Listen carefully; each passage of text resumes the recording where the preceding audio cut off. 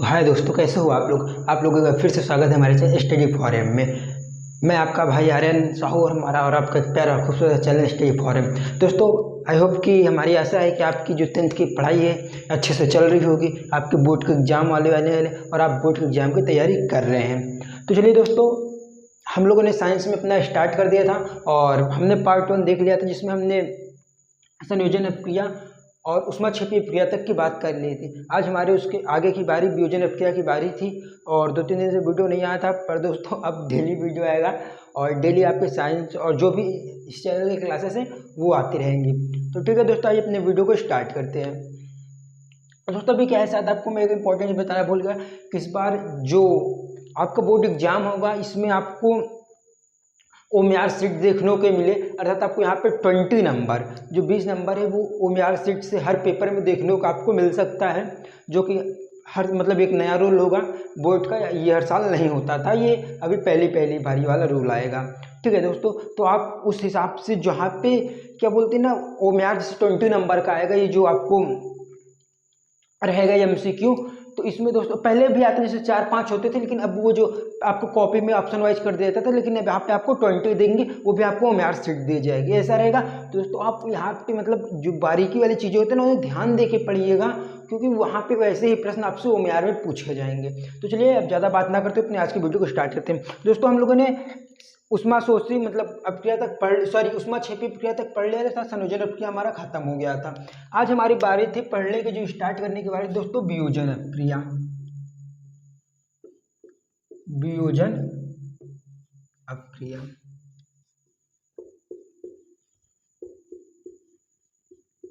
इसी का एक नाम है दोस्तों अपघटन अपक्रिया। वियोजन का ही नाम है अपघटन अपक्रिया।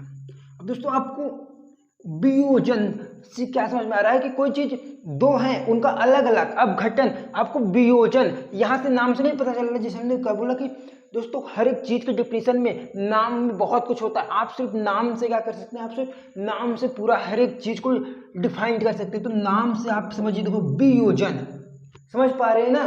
तो इसकी डिफिनेशन लिख लेते हैं हम। इसकी डिफिनेशन क्या होती है दोस्तों कि जब कोई अपकारक टूटकर दो या दो से अधिक उत्पाद का निर्माण करते हैं तो उसे क्या बोलते हैं, उसे हम वियोजन अपक्रिया या अपघटन अपक्रिया कहते हैं। या फिर आप ऐसा भी लिख सकते हैं, जब कोई यौगिक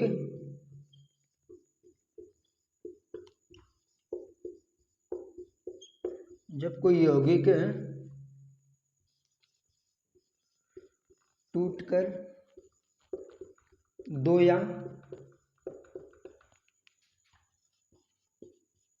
दो से अधिक यौगिकों या तत्वों भी हो, या यहाँ पे जुड़ने की यौगिक ही होगा, यहाँ पे तत्व भी हो सकते हैं, यौगिकों या फिर तत्व भी हो सकते हैं। तो तत्वों का निर्माण ने क्या लिखा है कि जब कोई यौगिक टूटकर दो या दो से अधिक यौगिकों या तत्वों का निर्माण करता है। तो अब आगे आप लिख लीजिएगा, तो उससे वियोजन अपक्रिया कहते हैं। आइए कुछ इसके एग्जाम्पल देख लेते हैं। ठीक है, एग्जाम्पल क्या है दोस्तों, ये क्या है, कैल्शियम कार्बोनेट। जब इसको उष्मा दी जाएगी, ताप दी जाएगी। दोस्तों जो संयोजन अपक्रिया था उसमें क्या था कि वहां पे जब क्या बोलते मतलब जब हम वो अपक्रिया पढ़े थे संयोजन अपक्रिया है, तो वहां पे उष्मा का क्या होता था, वहां पे उष्मा उत्पन्न होता था। लेकिन यहाँ पे दोस्तों क्या है ना, यहाँ पे उष्मा दी जाएगी, अर्थात जब कोई एक है उसे तोड़ने के लिए, अगर आप ऐसे समझ लीजिए कोई लकड़ी है उसे अलग करना है, तब उसे फोर्स करेंगे, मारेंगे, कुछ करेंगे। तो इसी तरह इन जो यौगिक है इन पे क्या बोलते हैं कि अलग कर इसमें उष्मा दी जाएगी। तो जब हम यहाँ पे उष्मा देंगे तो इनसे जो बनेंगे दो यौगिक, एक कैल्शियम ऑक्साइड बनेगा, एक कार्बन डाइऑक्साइड बनेगा। देखिए संतुलित है कि नहीं, एक कैल्शियम ऑक्सीजन, तीन ऑक्सीजन और एक कार्बन, ये संतुलित है। ठीक है, ये अपक्रिया हो गई। ऐसे आपके बुक में बहुत सारी अपक्रिया हैं, तो आप उन एग्जाम्पलों को देख लीजिए। सिल्वर क्लोराइड है AgCl, और इससे जब आप सूर्य के प्रकाश में, यहाँ पे दोस्तों इसको क्या चाहिए, सूर्य के प्रकाश मतलब ताप तो यहाँ पे भी चाहिए ना, सूर्य का प्रकाश, चलिए लिख लेते हैं। जब सूर्य के प्रकाश में से रखेंगे तो एक क्या बनेगा, ये सिल्वर प्लस क्लोरीन, ठीक है।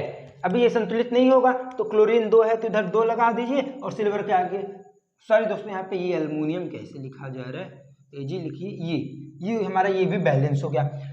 तो दोस्तों तो हमने क्या देख लिया, हमने देख लिया सिल्वर क्लोराइड जब सूर्य के प्रकाश में होगा तो सिल्वर प्लस क्लोरीन बनाएगा। इसी तरह सिल्वर ब्रोमाइड का भी देख लीजिए, सिल्वर ब्रोमाइड, इसे भी क्या चाहिए, इसे भी सूर्य का प्रकाश चाहिए, ठीक है, सन, ये मतलब सन की इसे भी लाइट चाहिए।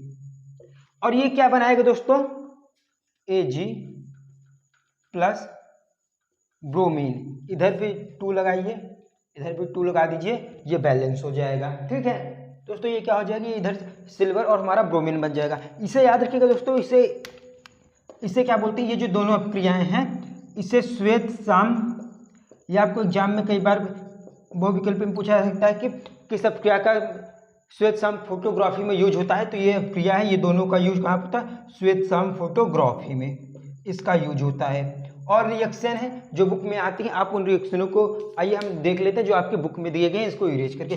दोस्तों रिएक्शन क्या होता है ना, ये जो सभी अपक्रियाएं होती हैं, ये जो आपकी अपक्रिया एग्जाम में आते हैं, ये क्या बोलते हैं, ये 1 नंबर 2 नंबर में आपको, या फिर जैसे 7 नंबर में होता है तो सारी रिएक्शन ही उठा के दे देता है। तो यहाँ पे ये सारी रिएक्शंस आते हैं, जैसे कि ये पूछ सकता है कि जब आप फेरस सल्फेट को, क्या होता है फेरस सल्फेट का, FeSO4। अब दोस्तों अगर आपको ये नहीं आता तो जैसे फेरस पे यहाँ पे +2 का चार्ज होता है और SO4 पे -2 का, ये दोनों चार्ज क्या होता है, बैलेंस हो जाते हैं, और ये फेरस सल्फेट। और जब आप इसमें उष्मा देंगे, जब इसको गर्म किया तो यहाँ से क्या होता है दोस्तों, ये टूटता है, टूटता किसमें है, फेरिक ऑक्साइड में, फेरिक ऑक्साइड में। अब दोस्तों क्या होता है, जब फेरस, जैसे कि ये डी ब्लॉक के है तो यहाँ पे जो चार्ज होते हैं उनके जो होता है संयोजकता, ये फेरस भी बदलते रहते थे। यहाँ पे अभी जब 2 था तो ये फेरस होता है, जब Fe पे 2+ का चार्ज होता है तो फेरस, और जहाँ पे 3 का आ जाता है तो ये फेरिक पढ़ा जाता है। तो यहाँ पे Fe से 3 यहाँ गया, O से यहाँ आया, ये फेरिक ऑक्साइड, और प्लस में सल्फर डाइऑक्साइड और प्लस सल्फर ट्राइऑक्साइड बनेगा। क्या बनेगा, जब आप फेरस सल्फेट को गर्म करोगे तो फेरिक ऑक्साइड है, सल्फर डाइऑक्साइड और सल्फर ट्राइऑक्साइड। एक आपके बुक में एग्जाम्पल होगा लेड नाइट्रेट का। ये दोस्तों अगर जरूरी मतलब सारे एग्जाम्पल मैं बैलेंस नहीं कर रहा हूँ, लेकिन आपको बैलेंस करके लिखना है, ठीक है। PbNO3 लेड नाइट्रेट, जब आप इसको गर्म करते हैं, आपके बुक में ये क्रियाकलाप भी इसका दिया है, तो यहाँ से क्या बनता है दोस्तों, यहाँ से अगर आप देखेंगे तो यहाँ से बनता है आपका लेड ऑक्साइड। लेड पे भी 2+ का ही चार्ज होता है, और प्लस बनेगा NO2 और प्लस ऑक्सीजन, ठीक है। जब आप लेड नाइट्रेट को गर्म करेंगे तो lead oxide plus NO2 plus O2। I hope कि आपको मतलब ये वियोजन आपके बहुत अच्छे से समझ में आ गई होगी। तो ये दोस्तों सारे जो रिएक्शंस है ना, ये अभी आप ये मत सोचिए कि फेरस सल्फेट, ये अभी आपको याद ही करना पड़ेगा, 10th में आप याद करके ही चलिए। और बाकी इससे ये वाला बोलेंगे, आप अगर आपको ऐसा जरूरत होगा तो हम आपके लिए ऐसा वीडियो ला देंगे, आप कमेंट करिएगा कि मतलब फेरस सल्फेट का किस तरह से बना हुआ है, इनमें कितने प्लस का चार्ज होता है, कैसे अदर से जुड़ते हैं। लेकिन अभी इन सबको आपको 2-4 रिएक्शन है जो आपको याद करके ही चलनी पड़ेगी। चलिए अब वियोजन के आगे हम बढ़ते हैं। दोस्तों हम क्या होता है कि सारे डेफिनेशन लिखने में टाइम लग जाता है, तो हम कोशिश करेंगे कि डेफिनेशन आपको मतलब हम बोले तो आप डेफिनेशन लिख लें, हमें लिखना ना पड़े। इससे ज़्यादा क्या होगा, आपको जो वीडियो की लेंथ होगी ना वो कम हो जाएगी। तो दोस्तों वियोजन के बाद जो अपक्रिया आती है आप में, एक उष्माशोषी अपक्रिया, उष्माशोषी अपक्रिया, ठीक है दोस्तों, उष्माशोषी अपक्रिया। अब दोस्तों उष्माशोषी अपक्रिया क्या है ना, तो आपको बताएं, आप इसे याद रखिएगा, लिख लीजिए, सामान्यता है, ठीक है, समानता वियोजन अपक्रिया, क्या जो समानता वियोजन अपक्रिया है ना, ये उष्माशोषी अपक्रिया ही होती है। समानता वियोजन अपक्रिया उष्माशोषी अपक्रिया ही होती है। सामान्यतः जो वियोजन अपक्रिया है वो उष्माशोषी अपक्रिया होती है, क्योंकि दोस्तों जब संयोजन में पढ़ा था वहां जो उष्मा क्षेपी में उष्मा निकलती थी, क्या होता था, वहां उष्मा निकलती थी, ठीक है, आपको समझ में आया, मतलब वहां पे संयोजन क्या होता था, दो मिलके एक बनाते थे, ये तो होता था, दो मिलके एक बनाते थे। जैसे कि हमने पढ़ा था क्या कि जब calcium oxide CaO plus H2 बनता था तो यहाँ पे कैल्शियम हाइड्रोक्साइड और प्लस उष्मा निकलती थी। ये किस अपक्रिया का था, यहाँ पे हीट निकलता था या उष्मा, तो ये तो संयोजन अपक्रिया का उदाहरण था ना, जहाँ पे दो मिलके एक बनाते थे, ये संयोजन अपक्रिया का उदाहरण था। तो वहां पे उष्मा निकलती थी, बट यहाँ पे उष्मा शोषित, तो ये उष्मा लेगी तभी इसके क्या होगा, तो जितनी भी समानता वियोजन अपक्रिया होती है वो उष्मा शोषित अपक्रिया होती है। ये सारे एग्जाम्पल आप लिख लीजिए, ये उष्मा शोषित अपक्रिया के ही एग्जाम्पल हैं। ठीक है, ये उष्मा शोषित अपक्रिया की क्या है, एग्जाम्पल है। अब इसके आगे जो अपक्रिया है, चलिए हम उस पर बढ़ते हैं आप लोगों के मतलब सिलेबस में। इसके आगे जो आपकी दोस्तों अपक्रिया है वो आप मतलब वो विस्थापन अपक्रिया पढ़ना है आपको। क्या पढ़ना है, विस्थापन अपक्रिया। तो चलिए उससे देख लेते हैं। पर दोस्तों आपको विस्थापन अपक्रिया पढ़ने से पहले अगर विस्थापन अपक्रिया का एग्जाम्पल क्या होता है कि जब कोई क्रियाशील तत्व किसी कम क्रियाशील तत्व के यौगिक में से उसे विस्थापित करते हैं तो उसे विस्थापन अपक्रिया कहते हैं। अभी आपको नहीं समझ में आएगा डिफिनीशन से, तो चलिए एग्जाम्पल और डिफिनीशन एक बार लिख के समझते तो आपको समझ में आएगा। लेकिन उससे पहले आपको एक सक्रियता श्रेणी याद करनी पड़ेगी। क्या याद करनी पड़ेगी, सक्रियता श्रेणी। आपको एग्जाम में आ जाएगा, विस्थापन अपक्रिया से दे देगा और ये पूछेगा क्या ये विस्थापन अपक्रिया सही है, मतलब क्या ये अपक्रिया राइट है, तो वहां पे आपको ये सक्रियता श्रेणी का यूज करना पड़ेगा।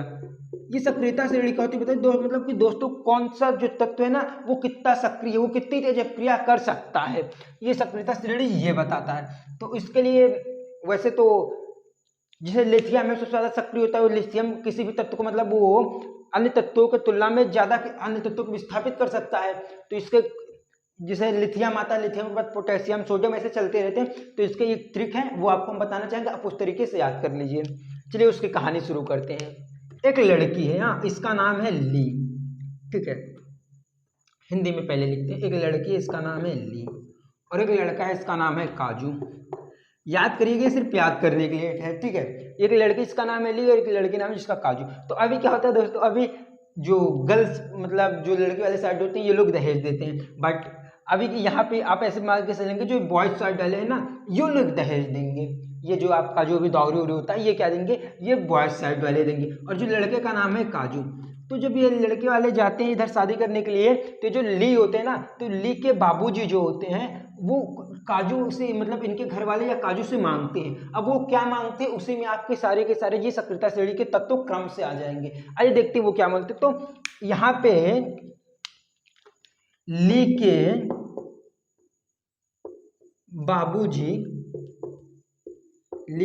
बाबूजी ने ये जो काजू है काजू से मांगा, क्या मांगा, अलमारी, जमीन, कार, और नहीं अलमारी जमीन कार नहीं तो मतलब अगर आप इतना नहीं देते हैं तो शादी जो है ना वो पोस्टपोन है। शादी क्या है, शादी पोस्टपोन्ड है, आप ऐसे भी समझ सकते हैं, मतलब शादी टाल दी जाएगी, शादी नहीं होगी, ठीक है, शादी पोस्टपोन है। अभी आप इसको इतना याद रखिएगा, क्या मतलब ये ली के जो बाबूजी हैं ये काजू से मांगते क्या, ली के बाबूजी ने काजू से मांगा अलमारी जमीन कार नहीं तो शादी पोस्टपोन है। अभी अब आपको क्या होगा, ली से आपको क्या आएगा, ली से आपका आएगा लिथियम, के से पोटेशियम, बाबूजी साइलेंट वर्ड है, बस आपको याद रखना कि बाबूजी क्या है, बाबूजी साइलेंट वर्ड है, बाबूजी से कोई मतलब नहीं है। लिथियम पोटेशियम, ने से सोडियम, काजू से कैल्शियम, से भी साइलेंट है, मांगा मैग्नीशियम, क्या मांगते हैं, अलमारी अल्मुनियम, जमीन से आया जिंक, कार क्रोमियम, और नहीं तो भी शायद क्या है साइलेंट ही है, ये नहीं तो भी साइलेंट है रखिएगा, शादी से स्टेंसिल पोस्टपोन है। इधर से आ जाता है आपका क्या, हाइड्रोजन। अब हाइड्रोजन के बाद दोस्तों कुछ तत्व जैसे कि कॉपर इसके बाद आता है, इसके बाद सिल्वर आता है। तो ऐसे ऐसे जो कॉपर और सिल्वर जो होते हैं वो हाइड्रोजन के नहीं विस्थापित कर सकते क्योंकि ये इसके नीचे है, ठीक है, समझ पा रहे, इधर लेट आ जाएगा आपका। ओके, और आपका क्या आ जाएगा, इधर आपका लेट आ जाएगा। तो आई होप कि आप ये सक्रियता श्रेणी याद कर ले, अपने कॉपी में लिख ले। ली के बाबूजी ने काजू से मांगा, अलमारी जमीन कार ली तो साधु पासपोन है, ली से लिथियम, के से पोटेशियम, बाबूजी साइलेंट वर्ड है, इसके बाद सोडियम, कैल्शियम, मैग्नीशियम। अब ये सारी चीज आ गई ना, इससे आपको क्या होगा, इससे आपको विस्थापन अपक्रिया करने में बहुत सरल होगा, और जो भी आपको एग्जाम में आएगा आप उससे भी बहुत अच्छे से कर सकते हैं। चलिए हम इसे इरेज कर देते हैं, 1 मिनट आप इसे लिख लीजिएगा वीडियो को पॉज करके, ठीक है। चलिए अभी आगे विस्थापन अपक्रिया का जो डिफिनीशन है वो क्या कहता है, ये दोस्तों जो ज्यादा क्रियाशील तत्व थे ना वो स्टार्ट में थे, और जो कम क्रियाशील तत्व थे वो नीचे थे, एक आरोही क्रम से था, ठीक है, बोल सकते हैं असेंडिंग ऑर्डर में था। तो जैसे लिथियम सबसे ज्यादा क्रियाशील तत्व था, वो अपने से बाद वाले से हमने लिखा था, ये क्या लिखा था, ली के बाबूजी ने ना लिथियम, पोटेशियम, सोडियम से मांग, मतलब ली के बाबूजी ने ली के बाबूजी ने काजू से मांगा, ये जो थे ना दोस्तों, तो ये जो थे इधर के जो तत्व थे ना ये अधिक क्रियाशील तत्व थे, और इसके बाद वाले ऐसे धीरे धीरे कम क्रियाशील तत्व होते जाएंगे। तो जो लिथियम था ये पोटेशियम को विस्थापित कर सकता है, लेकिन पोटेशियम लिथियम को नहीं विस्थापित करेगा। यहाँ पे जो लिथियम और पोटेशियम है ये कैल्शियम मैग्नीशियम को विस्थापित कर सकते हैं, जो कैल्शियम मैग्नीशियम है इनको नहीं विस्थापित करेंगे। इसी तरह ये क्या था, इसी तरह का ये क्रम था। अभी ये विस्थापन अपक्रिया आप देखेंगे, चलिए सक्रियता श्रेणी इरेज कर देते हैं और लिख लेते हैं क्या, ये उष्मा शोषक क्रिया है, इसे भी इरेज कर देते हैं क्योंकि इसे हम लोगों ने पढ़ चुका। अब हम यहाँ पे लिख देते हैं विस्थापन क्रिया। आइए विस्थापन क्रिया,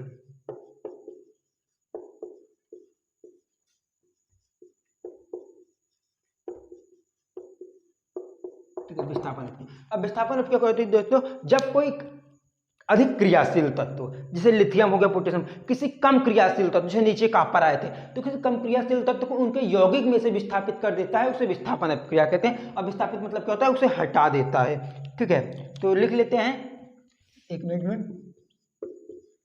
जब कोई अधिक क्रियाशील तत्व किसी कम क्रियाशील तत्व को उसके यौगिक से विस्थापित कर देता है,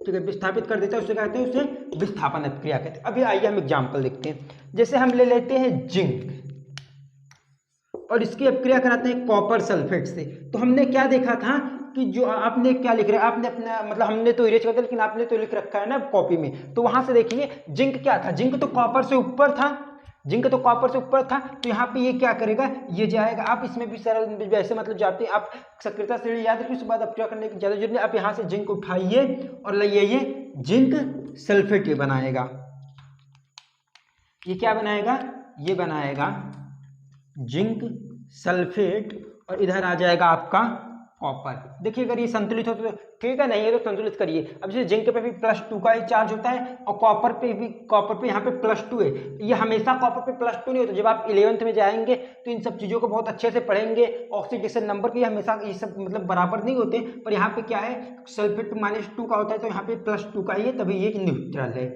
ठीक है। तो यहाँ पे जिंक सल्फेट बनाएगा और ये आपका क्या होता है, कॉपर बगल में निकल जाएगा। इसी तरह चलिए मान लीजिए आपके पास है सोडियम है, दिख रहा है आपको, इधर हाइड्रोजन क्लोराइड है, सोडियम है और इधर हाइड्रोजन क्लोराइड है। अब ये अपक्रिया करेगा तो सोडियम अधिक क्रियाशील तत्व है, तो ये हाइड्रोजन का हटा देगा, यहाँ पे NaCl बना लेगा और यहाँ पे क्या हो जाएगा +H2। तो इसी तरह की विस्थापन अपक्रियाएं होती हैं, समझ पा रहे हैं आप, इसी तरह की विस्थापन अपक्रियाएं होती हैं। अभी सोडियम क्लोराइड हम लोग इसी तरह दोस्तों अगर हम क्या लें, अगर इसी तरह हम चले आयरन ले लेते हैं, क्या ले लेते हैं, आयरन, और ये आयरन किससे अपक्रिया करें, आयरन को अपक्रिया करा दें कॉपर सल्फेट से, ठीक है। तो यहाँ पे क्या बनेगा, यहाँ पे ये जो आयरन है, ये आयरन कॉपर से ऊपर था, तो ये आयरन जाएगा और इधर इसे विस्थापित कर देगा, यहाँ पे FeSO4 बना लेगा और यहाँ पे क्या आ जाएगा कॉपर। लेकिन अब दोस्तों ये सब तो आसान हो गया, लेकिन इसमें क्या है, अगर ये आप सपोज करिए कि यहाँ पे क्या बोलते हैं, यहाँ पे दे दें कॉपर, यहाँ पे क्या दे दे, यहाँ पे दे दे कॉपर, आपको समझने की कोशिश कीजिएगा, और यहाँ दे दे Fe। तो क्या ये अपक्रिया संभव है? क्या ये कॉपर कभी विस्थापित कर पाएगा आयरन को? तो ये संभव नहीं है। तो इसी तरह विस्थापन अपक्रिया को याद रखिएगा।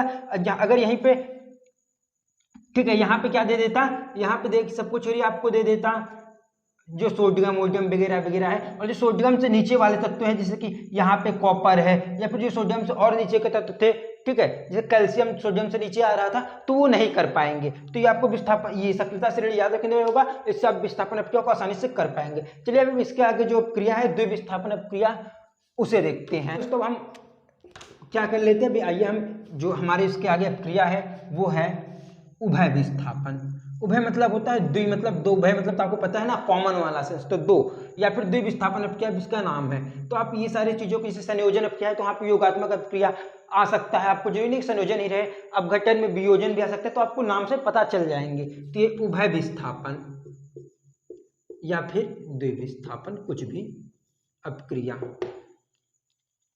तो उभय विस्थापन अपक्रिया क्या होती है दोस्तों, यहाँ पे मतलब ये नहीं होती जैसे विस्थापन अपक्रिया जैसे यहाँ पे सिस्टम नहीं चलता है, तो ये विस्थापन अपक्रिया जैसा नहीं है, ये थोड़ा विस्थापन अपक्रिया से अलग है, लेकिन है तो विस्थापन है ना, ये यहाँ पे हटते हैं। तो यहाँ पे क्या होता है दोस्तों, अगर द्विविस्थापन अपक्रिया का हम मतलब डिफिनेशन बताएं तो कि ऐसी रासायनिक अपक्रिया जिसमें यौगिक अपने आयनों के द्वारा अपने आयनों को आदान प्रदान करके दो नए यौगिक का निर्माण करते हैं, उसे क्या कहते हैं, उसे विस्थापन, उसे मतलब द्विविस्थापन अपक्रिया कहते हैं। ठीक है, तो ये आप उभय, आप इस तरह भी लिख सकते हैं कि उभय इधर विस्थापन, ठीक है, उभय इधर विस्थापन।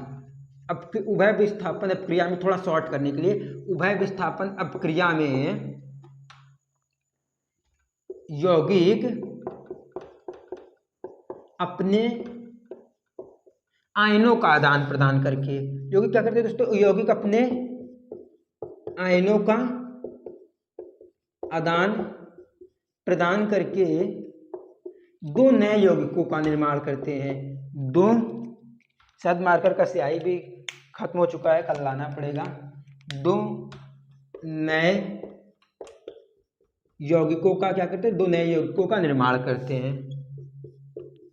ठीक है, अभी आपने परिभाषा देखा, आपको यहाँ से नहीं समझ में आएगा कि उभय, जो उभय क्रिया है ना, उभय विस्थापन अपक्रिया में यौगिक अपने आयनों का आदान प्रदान करके दो नए यौगिकों का क्या कहते हैं, निर्माण करते हैं। अब एग्जाम्पल देखिए, चलिए आप एग्जाम्पल में क्या ले सकते हैं, उभय विस्थापन अपक्रिया में क्या है दोस्तों कि यहाँ पे आयनों का आदान प्रदान के दो नए यौगिकों का निर्माण होता है। हम ये एग्जाम्पल लेते हैं, क्या लेते हैं, चलिए हम ले लेते हैं सोडियम सल्फेट, जो आपके साथ बुक में भी यही वाला एग्जाम्पल दिया है, और एग्जाम्पल देखेंगे, ऐसी बात नहीं है, लेकिन एनसीईआरटी को देखना जरूरी था, क्योंकि ये एग्जाम्पल आपके मतलब एग्जाम में आ सकते हैं। ठीक है, ये हो कि ये क्या होगा, आते हैं ये तो, लेकिन वही आते हैं जो आपके बुक में रहते हैं, आप इसलिए उसे पढ़े रहिएगा, कहीं बाहर से नहीं आएंगे।